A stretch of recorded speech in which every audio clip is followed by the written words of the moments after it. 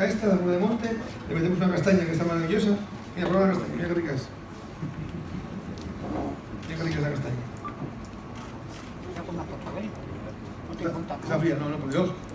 Bueno, Marín, ¿cómo no? No sé, toda la estrella Michelin, pero creo que es el restaurante con 3 estrellas más antiguo de este país. Y creo que su presencia nos honra a Asturias. Ha tenido un detalle, se lo dije ayer por la noche y no se le pasa. O sea que muchísimas gracias, Juan Mari, por acompañarnos.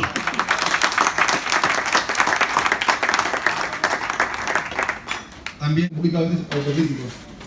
Saber valorar todas las sidras para crecer con la nuestra. Creo que la nuestra es muy buena. No sé si la mejor, pero muy buena.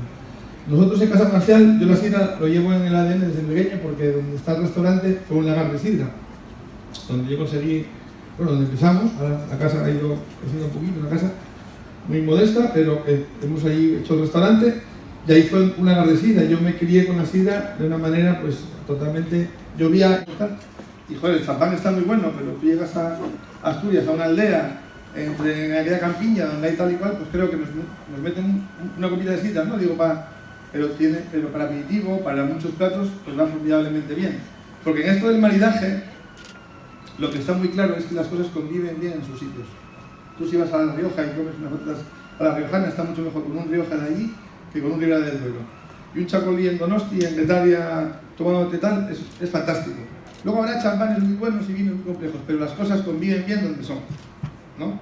Conviven bien donde son. Aquí también tenemos a María, que estas sidras que estamos hablando con el método de la aguja de champán, pues sí, creo que el sidra gaitero es otra de las banderas y los iconos que tenemos los asturianos.